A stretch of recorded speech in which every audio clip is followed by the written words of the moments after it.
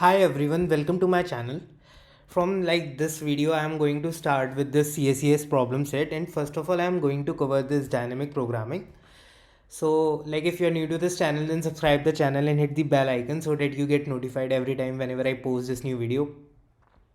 And do hit the like button if you love my content, because it will give me huge motivation to build such kind of DSA related content.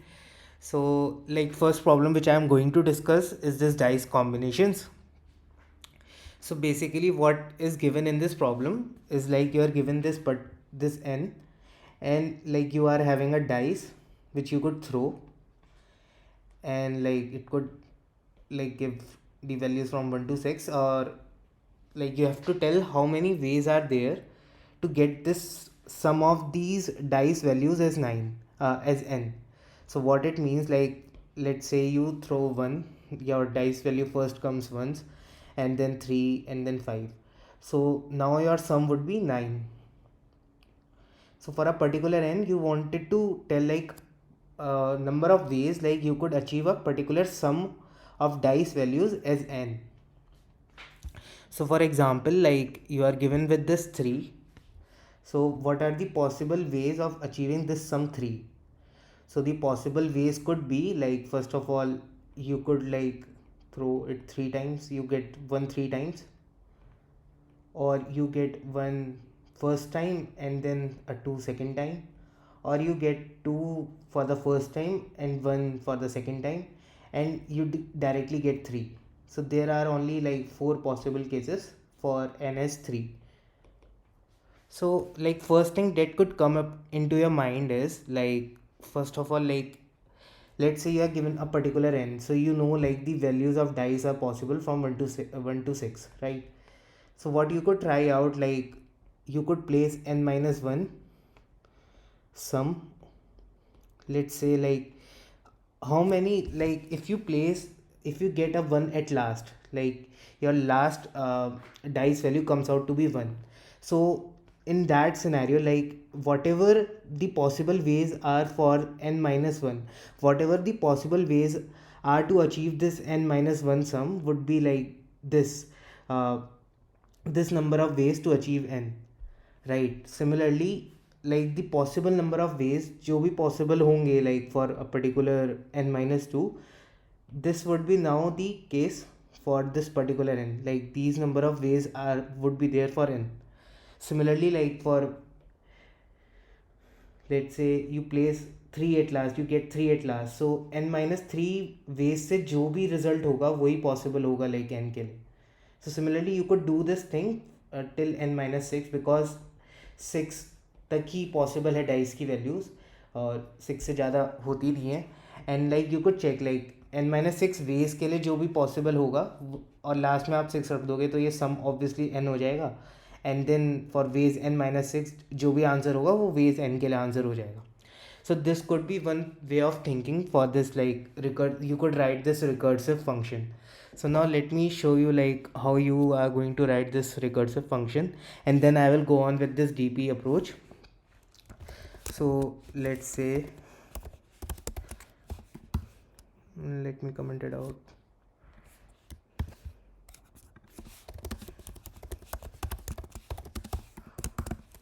So for n is equal to 1, you are going to return this 1, and now take your answer, and then you start with the value of dice. This could be equal to minimum of n comma 6, and you increment your dice.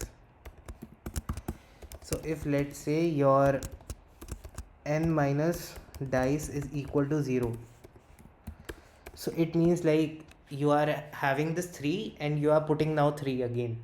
So in that case your n minus dice would be 0, so it means you are having this one way. And if in else of the cases, you would get your answer from this recursive function from n minus dice, and at last you would be returning your answer.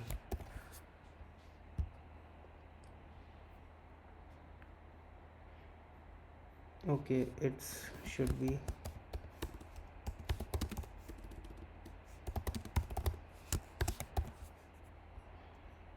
So for n is equal to 3, we are getting this answer as right. So basically what I did is what I explained over here. Like for, let me show you this example. Let me try it run over 3. So basically for 3, the possible ways are like you put 1 at last, you put 2 at last, or you put 3 at last. So now you have been left with, you wanted to know like the number of ways possible to get sum as 2. Similarly, you wanted to know the possible number of ways to get a sum as 1 and the possible number of ways to get sum as 0. So for 0, like we have already handled this case over here. If n minus dice is 0, then it means like you are going to increment. So 1 would be incremented for this. And for base 1, like we wrote this base case, so you will return this one. So from here you will also get this one. So now you would be left with this only case. And now for ways 2, like the possible number of ways would be ways 1 plus 1, like you put last at 1, and then you get like ways 0 over here. So this case, like again you would return 1, and for here like you would also return 1. So 2 would be returned from here. So you would get 2 plus 1 plus, so 4 would be returned over here as an answer. So this is what like we are doing with this recursive function. But like if you do it, like it would give you this TLE, like because you will be doing these computations again and again. So let me show you why. Because like since you could see, like for ways to, let's say if n was 4, so what you could have done, like you would place 1 over here, you would place 2 over here, or 3 over here, and 4 over here, right? And you wanted to calculate now ways for achieving 3. Similarly, ways for achieving 2. Similarly, ways for achieving 1. Similarly, ways for achieving 0. So in this case you would return this one. For this one you would calculate this ways 1, so it would come out to 1, so you would return 1. So here like you would again calculate this ways 2 value, and similarly for this, like you would be calculating these ways 2, and this also, like ways 3 would be 1, because like 3 minus 3 would be 0, so you would return 1 from here. So now you will again calculate this ways 1 and ways 2 value, which you have already computed over here, right? So there would be repetitions in this case, so you have to optimize it using dynamic programming. So let me show you like how you are going to optimize it. So basically like what I am doing, like I have done this like dp of 1, like the possible scenario like to achieve the sum 1 from the dice is only like there is one case, like you throw the dice and 1 comes up, so only you could get the sum 1 out, right? So like you are going to check for like for j is equal to 2 to for j is equal to n. So like for every sum you are calculating this number of ways. So like you could get the value 1 to 6 for the last throw, right? So now you are going to check if j minus k is greater than 0. So it means this case, these cases, like your j minus k, j is 4 and k is 2, so 4 minus 2 is greater than 0. So it means like you have to, like the number of ways for 4 would be same as the number of ways for 2, right? So that's what I have done in over here, like dp of j would be dp of j minus k, and I am taking this mod so as to avoid this overflow and taking this mod again. And in case like if j minus k is 0, so this is the case over here, your 4, like you put 4 at, you get 4 value on the throw, so now you are required to generate this sum of 0. So in that case you won't be doing anything, you would only be incrementing your dp value, because like you have already achieved this sum from a single throw of a dice, right? So you would be incrementing this over here, and at last like you are printing out this dp of n and taking this mod out.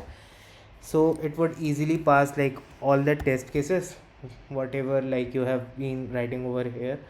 And just do follow this mod thing, because like I also got this wrong submission, since I haven't saw that this we have to take this mod. And do declare this long over here also, so it would avoid this overflow. So that was it in this problem, and if you have any query then you could ask in the comment section. I'll answer that. Thanks for watching the video. Bye.